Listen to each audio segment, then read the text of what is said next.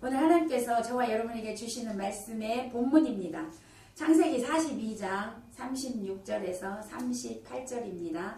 창세기 42장 36절에서 38절 우리 합독하겠습니다. 시작. 그 아비 야곱이 그들에게 이르되 너희가 나로 나의 자식들을 잃게 하는도다. 요셉도 없어졌고 시므온도 없어졌거늘 베냐민을 또 빼앗아 가고자 하니 이는 다 나를 해롭게 함이로다.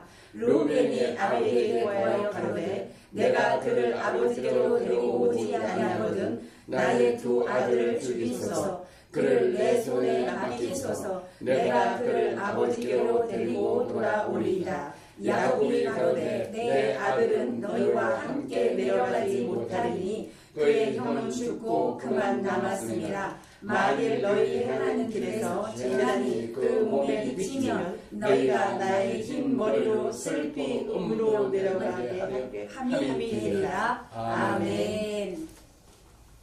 오늘 말씀 제목은 불신앙의 증세, 이러한 제목입니다. 오늘 본문의 배경은 야곱이 가나안 땅에서 이제 가족들과 함께 살고 있었습니다. 예전에 야곱에게 11번째의 아들 중에 요셉이라는 아들이 있었는데, 야곱에게는 12아들이 있었는데 그 11번째 아들 요셉이 형들에 의하여서 애굽으로 팔려갔습니다. 아버지는 그 요셉이 죽은 줄만 알고 있었습니다. 그런데 나중에 보니까 그 요셉이 애굽에서 하나님의 은혜로, 하나님이 함께 하심으로 국무총리가 되어져 있었어요. 그러던 과정에서 극심한 가뭄이 찾아왔습니다.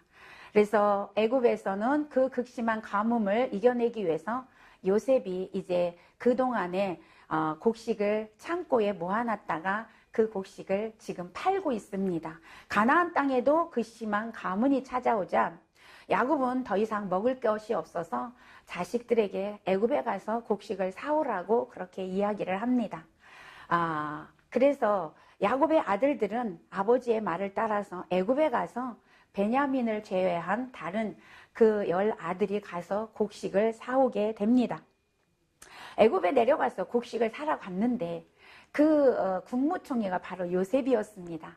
자신들이 팔았던 그 동생이었는데 이 형들은 동생을 알아보지 못했고요. 요셉은 형들임을 알아봤습니다. 그리고 이제 형들을 시험하기 위해서 요셉이 그 형들에게 너희들이 여기 애굽에 온 이유는 곡식을 사러 온 이유가 아니라 애굽을 정탐하러 온 이유라고 그들에게 몰아붙였습니다.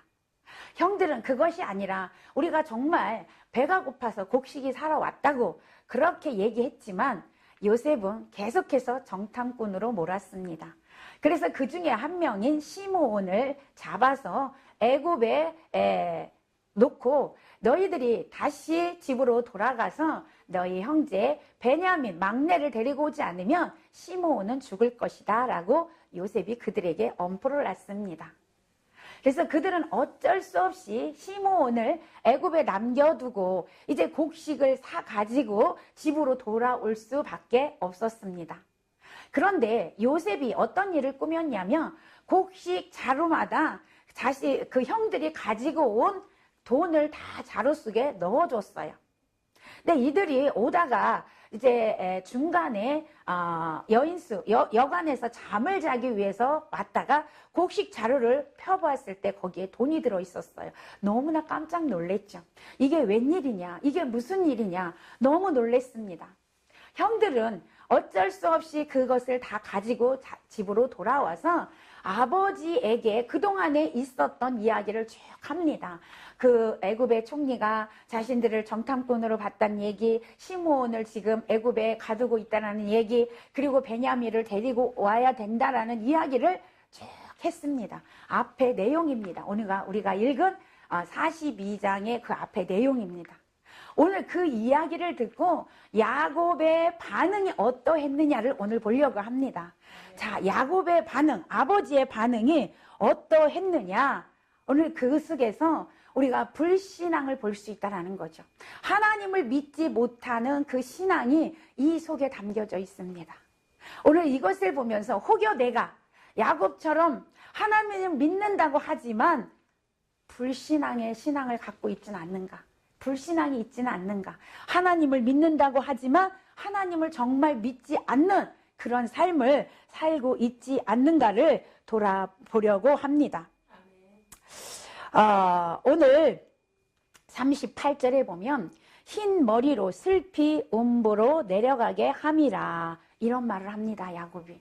이것은 뭐냐면 만약에 베냐민이 애굽에 가게 되면 이제 베냐민이 죽게 될 것이다. 그런 뜻이 있어요. 그러니까 베냐민이 죽게 될 것이다. 그 재난을 자기가 겪게 될 것을 지금 비참한 그 슬픔을 가리키는 말로 38절에 그런 말을 하게 된 것입니다.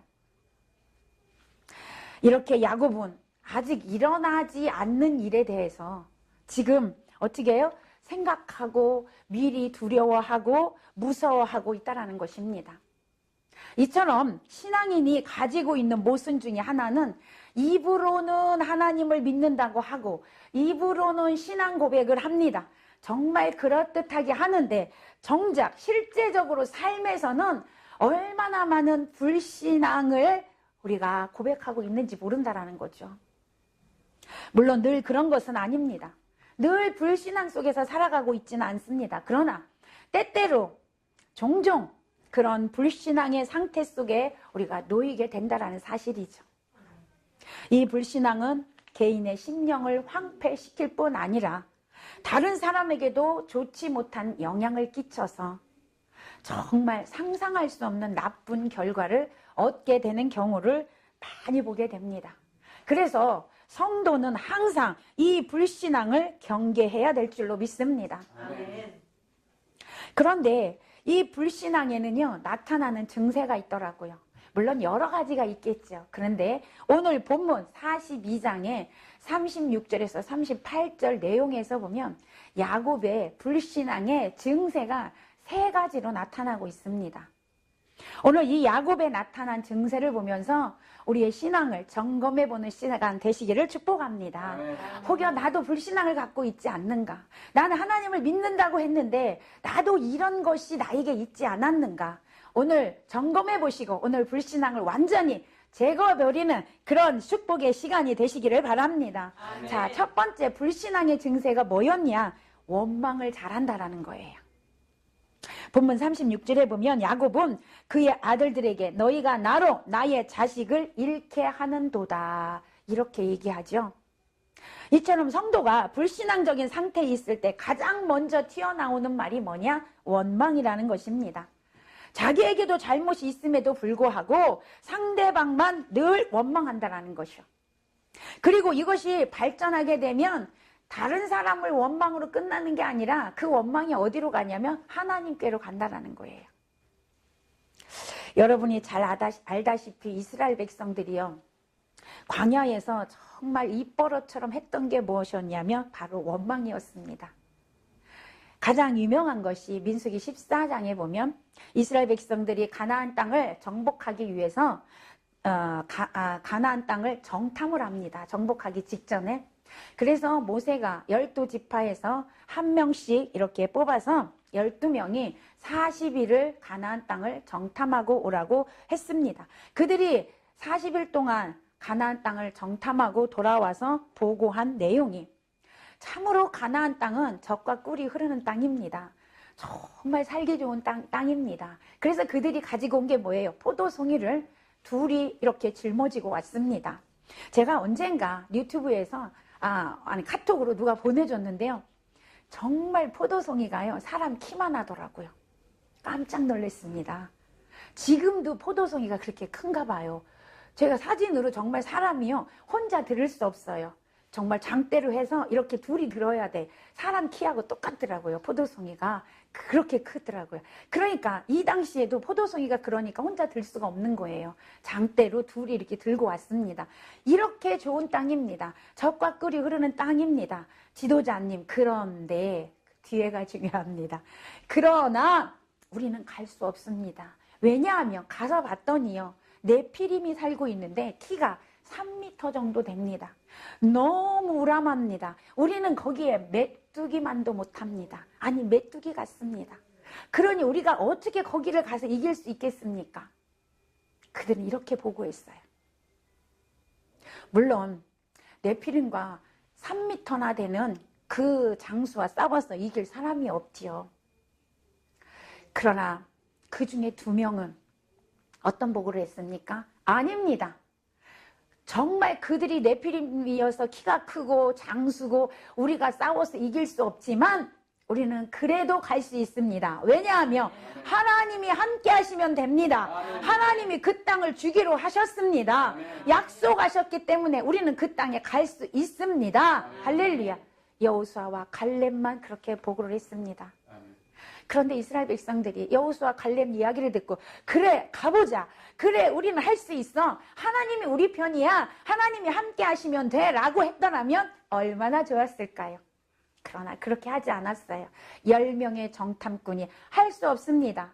안 됩니다. 우리는 죽습니다 라고 고백했던 그 말을 따랐다라는 거죠.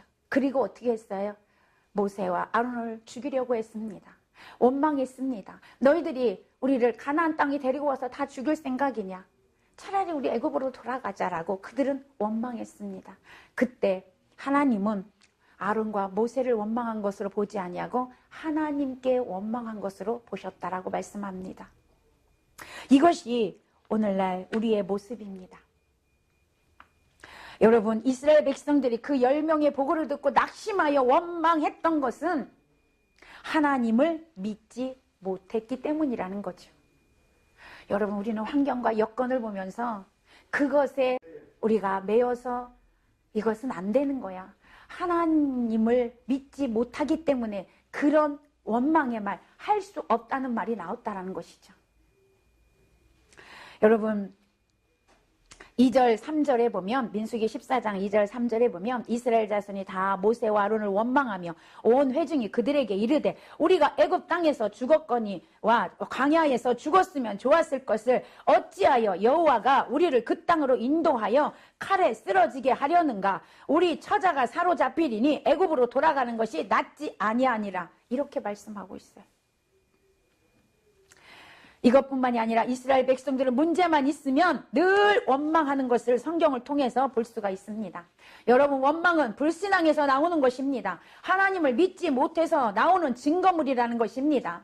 믿음은 악한 환경도 이기고 불리한 조건도 이기게 되어 있습니다. 그러나 불신앙은 좋은 환경과 풍요로운 속에서도 원망하게 된다는 것이죠. 여러분, 모세도 원망한 적이 있습니다. 그렇게 신앙이 좋고 믿음의 지도자였는데요. 시내산에서 하나님과 40주야를 함께하는 신비로운 체험을 하고도 여러분, 이스라엘 백성들이 물이 없다고 자꾸 원망하니까 그 소리를 듣고 모세도 그들에게 패역한 너희여 들으라 이러면서 반석에게 명하라고 하셨던 하나님 말씀대로 하지 아니하고 반석을 치게 됐어요. 2번이나 쳤습니다. 이처럼 원망은 잠시 여러분, 틈만 있으면 우리에게 들어온다라는 것입니다. 혹여 여러분의 입술에 원망이 자꾸 나오지 않습니까? 그렇다면 내가 지금 불신앙 상태에 있다라는 증거입니다. 내가 불신앙 상태에 있기 때문에 하나님을 믿지 못하기 때문에 내 마음으로부터 자꾸 원망이 나온다라는 거예요. 여러분, 하나님은 원망이 가득한 이스라엘 백성들에게 민수기 14장 22절에서 23절에 보니까 이렇게 말씀하고 있어요. 내 영광과 애굽과 광야에서 행한 내 이적을 보고서도 이같이 10번이나 나를 시험하고 내 목소리를 청종하지 아니한 그 사람들은 내가 그들의 조상에게 맹세한 땅을 결단코 보지 못할 것이요 또 나를 멸시하는 사람은 한 사람도 그것을 보지 못하리라.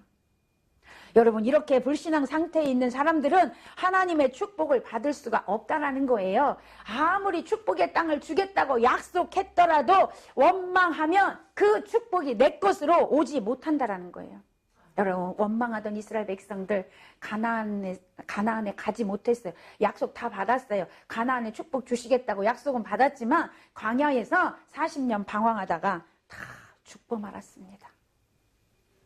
여러분, 불신앙은 이렇게 무서운 거예요.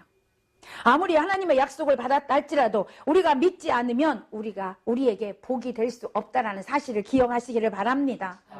어떤 상황 속에서도 오직 하나님만 믿는 믿음으로 나아가시기를 축복합니다. 우리 입술에서 날마다 믿음의 고백이 있어야 될 줄로 믿습니다. 자, 두 번째, 불신앙의 증세가 있어요. 오늘 야고보는요, 최악의 상태를 상상한다는 거예요. 불신앙의 증세 두 번째, 최악의 상태를 상상한다는 것이죠. 오늘 본문에 보면 야고보는 36절에서 요셉도 없어졌고 시므온도 없어졌고 또 베냐민까지 없어질 것이다. 이렇게 나쁜 결과를 상상하고 있습니다. 실제로 여러분, 없어진 것은 아무것도 없습니다. 요셉도 살아있고요. 시므온도 애굽에 살아있고요.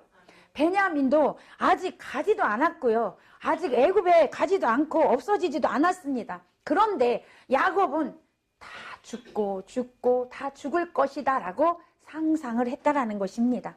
여러분, 불신앙은 언제나 최악을 상상합니다. 정신의과 통계상 보면 사람들은요 95%가 아직 일어나지 않은 일에 대해서 나쁜 결과를 상상해서 걱정한대요. 그러니까 여러분, 우리가 지금 걱정하고 근심하고 염려하는 거 95%는 아직 일어나지 않은 일을 하고 있다는 것입니다. 왜요? 믿지 못하기 때문에 그런 거예요. 베드로전서 5장 7절에 보면 하나님이 우리에게 그런 말씀하십니다. 너희는 아무 염려하지 마라. 근심하지 마라. 걱정하지 마라. 왜냐하면 내가 너희를 돌보기 때문이다. 할렐루야. 하나님은 우리를 돌보고 계십니다. 하나님은 우리의 반석 되시고 우리의 요새 되시고 우리의 산성 되시고 우리의 구원의 뿔 되시고 피할 바위 되시고 방패 되어주시고 아멘. 그래서 우리의 모든 것을 돌보시고 책임지시겠다고 분명히 약속하시고 계속해서 우리에게 말씀하여 주시고 계신데 우리는 그 하나님을 믿지 못하니까 어떻게 해요? 만약에 이런 일이 일어나면 어떡하지? 만약에 이런 일이 일어날 수도 있어 라고 계속해서 결과가 좋지 않은 걸 상상해서 걱정한다라는 거죠. 그러니까 95%의 염려, 근심, 걱정은 쓸데없는 것이다 그 말입니다. 그런데 우리 믿음의 사람들도요 다 그런 염려 속에서 살아가고 있다라는 거예요. 본문 야곱도 마찬가지입니다. 아직 시므온도 애굽에 살아 있고요. 안 죽었습니다. 근데 죽을 거라고 생각하고 지금 걱정하는 것입니다. 베냐민도 가지 않았어요. 그런데 가면 죽을 거라고 생각하고 걱정하고 두려워하고 있다는 것입니다. 여러분, 믿음이 우리에게 있을 때는 여러분 최선을 생각하게 됩니다. 최선을. 그러나 믿음이 없는 사람은 최악을 생각합니다. 결과가 좋지 않을 거라는 것을 생각한다는 것입니다. 여러분, 가나안 땅을 정탐하고 돌아온 12사람 중에 여호수아 갈렙이 아낙 자손은 우리의 밥이라 하나님이 기뻐하시면 그 땅을 우리에게 주신다라고 분명히 그렇게 보고하고 있습니다. 믿음의 사람은 가능성을 봅니다. 하나님을 봅니다. 하나님께서 하시면 할 수 있다라고 생각합니다. 그러다가 혹시라도 안 되면 그래도 결과가 좋지 않아도 그것도 하나님이 하셨다라고 감사하게 되는 것이 믿음의 사람입니다. 그러나 불순종의 사람은 안 될 것부터 생각합니다. 할 수 없다라고 생각하고 할 수 없다라고 말을 합니다. 혹여 결과가 좋지 않으면 하나님을 원망합니다. 여러분, 믿음의 조상이었던 아브라함도 그의 아내 사라의 그 아름다움 때문에 뭐라고 생각했냐면 아직 일어나지 않았어요. 그런데 내 아내가 너무 아름다우니까 애굽 사람들이 자신을 죽이고 내 아내를 빼앗아 갈 것이다 라고 미리 생각을 했습니다. 그래서 뭐라고 얘기해요? 내 아내가 아니라 누이다 라고 속였습니다. 여러분, 오히려 그 속인 것 때문에 아내를 빼앗기는 결과를 낳게 되었습니다. 여러분, 이 모든 것들이 우리 안에 불신앙 때문에 일어나는 일들이라는 것입니다. 여러분, 우리 안에 있는 이 불신앙, 오늘 예수 그리스도의 이름으로 다 제거해 버리시기를 바랍니다. 그러면 하나님께서 더 큰 믿음으로 우리에게 충만하게 주실 줄로 믿습니다. 우리는 어떤 환경 속에서도 끝까지 하나님을 믿어드리는 자가 되어야 합니다. 사도 바울은 빌립보서 4장 13절에서 내게 능력 주시는 자 안에서 내가 모든 것을 할 수 있느니라. 할렐루야. 사도 바울은 자기가 할 수 있다고 한 게 아닙니다. 내가 모든 것을 할 수 있다고 한 게 아니라 내게 능력 주시는 자, 누구? 하나님, 예수 그리스도. 할렐루야. 하나님이 나와 함께 하셔서 내게 이길 수 있는 능력을 주시면 어떤 것도 다 이길 수 있다라는 그런 고백입니다. 다시 말씀드리면 하나님을 믿는 그 믿음의 고백이라는 거예요. 하나님께서 다 하신다 그 말이에요. 오늘 믿음의 사람은 우리 입술에서 이 고백이 있어야 될 줄로 믿습니다. 그러니까 여러분, 우리가 일이 잘 돼도 하나님이 하신 것이고 일이 안 돼도 하나님이 하신 것이고, 할렐루야. 하나님은 모든 것에 합력하여 선을 이루시는 분이라고 말씀하고 있습니다. 그래서 우리의 모든 것은 하나님이 이루어 가신다는 것을 전적으로 그 하나님을 믿고 의지하는 저와 여러분 되시기를 축복합니다. 자, 세 번째 보니까 불신앙을 가지고 있는 사람의 증세가 뭐냐면 쓸데없는 고집을 부린다는 거예요. 고집을 부립니다. 오늘 38절에 보니까 야곱은 내 아들은 너희와 함께 가지 못하리니, 그렇게 절대로 갈 수 없다는 거죠. 여러분, 베냐민이 가지 않으면 시므온이 죽는다고 얘기했어요. 그럼에도 불구하고 베냐민을 보낼 수가 없대요. 왜냐하면 베냐민이 가게 되면 3명이 다 죽을 거라고 생각했기 때문에 그래요. 그러니까 어떻게 해요? 다 2명 다 그냥 죽이고 베냐민만을 살려야 되겠다라는 얄팍한 자기 생각으로 지금 이야기를 하는 거죠. 절대로 베냐민을 보낼 수 없다라고 고집을 피우고 있습니다. 이런 불신앙은 자기의 이기적인 동기에서 나오는 고집을 내세우게 되어서 불화를 만들고 다툼을 만들고 결국 분열을 만들어내게 됩니다. 하나님의 뜻은 생각하지 않고 자신의 생각이 옳다고 고집하다 보면 결국 여러분 분열이 생기게 되는 것입니다. 교회에서도 이런 일을 많이 보게 됩니다. 여러분, 대인관계에서도 마찬가지입니다. 믿음은 대인관계 속에서도 정말 윤활유 역할을 합니다. 서로를 신뢰한다라는 거, 여러분 얼마나 아름답습니까? 그러나 여러분, 불신앙에서 나오는 고집은요, 이 풀리지 않는 나사와 같다라는 거죠. 여러분, 나사가 꽉 조여 있는데 그것을 풀려고 아무리 힘을 쓰고 애를 써도 풀리지 않을 때 여러분 얼마나 답답합니까? 여러분, 오늘 불신앙이 바로 풀리지 않는 나사와 같다라는 거죠. 그 고집이 바로 그렇게 된다라는 것입니다. 이렇게 쓸데없는 고집을 내세우다 보면 마음은 더욱더 강팍해집니다. 여러분, 하나님의 음성은 점점 들려오지 않습니다. 하나님의 음성은 언제 들려옵니까? 내 마음을 오픈하고 내가 하나님의 말씀을 들으려고 할 때 들려옵니다.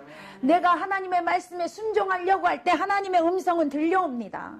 내 고집을 피우고 강팍한 마음이 있을 때 절대 하나님의 음성이 들려오지 않습니다. 하나님의 기뻐하시는 일을 그는 할 수가 없게 된다는 거죠. 여러분이 잘 아는 출애굽기에 보면 애굽에서 10가지 재앙을 하나님이 내리셨어요. 왜요?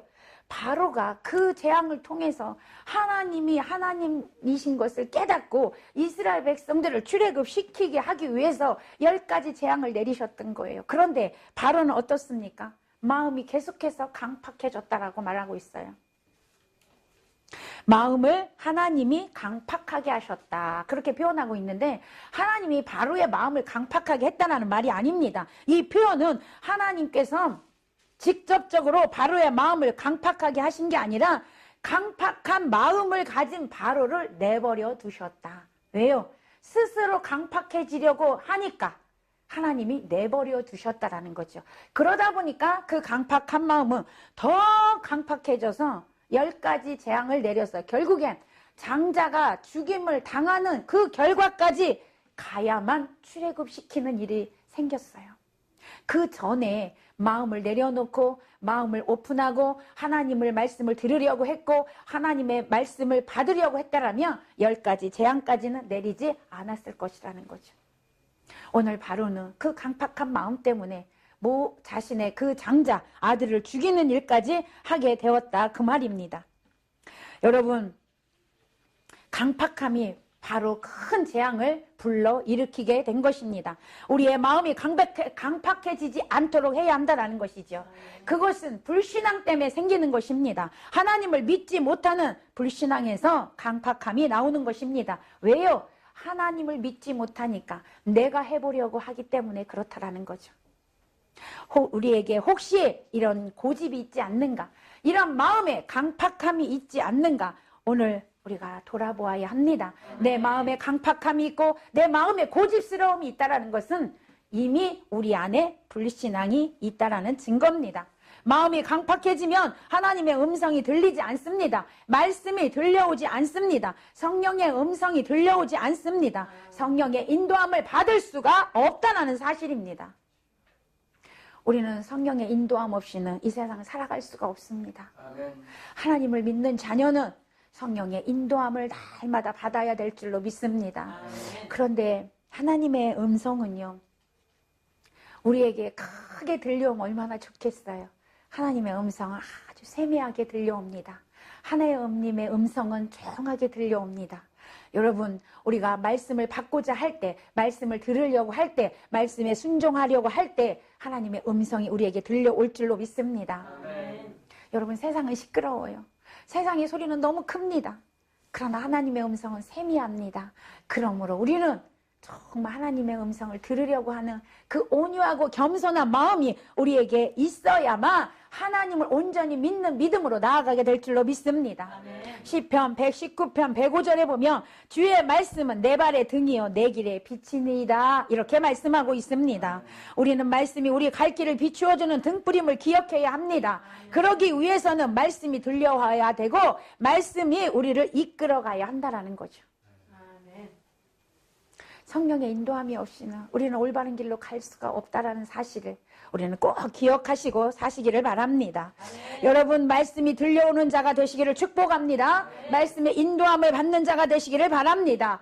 우리 안에 혹여라도 아직 남아있는 이 강팍함이 있다라면, 고집스러움이 있다라면 오늘 하나님 앞에 회개하고 하나님께 고백하고 내가 정말 믿음으로 나아가기를 원합니다. 나에게 하나님의 음성이 들려오기를 원합니다 라고 고백하는 시간 되시기를 바랍니다. 그럴 때 하나님은 하나님의 그 뜻을 우리에게 계시하여 주실 줄로 믿습니다. 사랑하는 여러분, 말씀을 맺습니다. 우리는 늘 믿음으로 살아야 될 줄로 믿습니다. 그렇지 못할 때 불신앙적인 생각이 우리를 사로잡게 된다는 거죠. 영적인 긴장 상태를 유지하고 살 때 불신앙에 틈타지 못하게 된다는 것입니다. 이 시간 우리 안에 있는 불신앙을 깨끗이 태워버리시기를 바랍니다.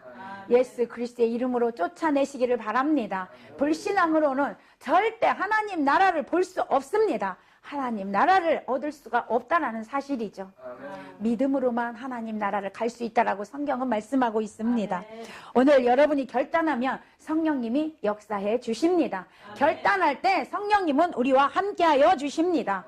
오늘 우리들은 모든 불신앙적인 강팍함과 고집스러움과 원망하는 것과 미래를 바라보는 그 악한 것을 바라보고 최악을 바라보는 것을 오늘 다 버리고 하나님 앞에서 오직 말씀에 순종하는 믿음으로 우리가 살아갈 때 하나님께서는 우리에게 주시고자 한 모든 준비된 그런 축복을 오늘도 저와 여러분에게 주실 줄로 믿습니다. 오늘 이 말씀에 따라서 우리가 믿음으로 승리하는 자가 되어서 주님께서 주시는 그 축복을 받아 누리는 저와 여러분 되시기를 예수님의 이름으로 간절히 축원합니다. 아멘. 아멘.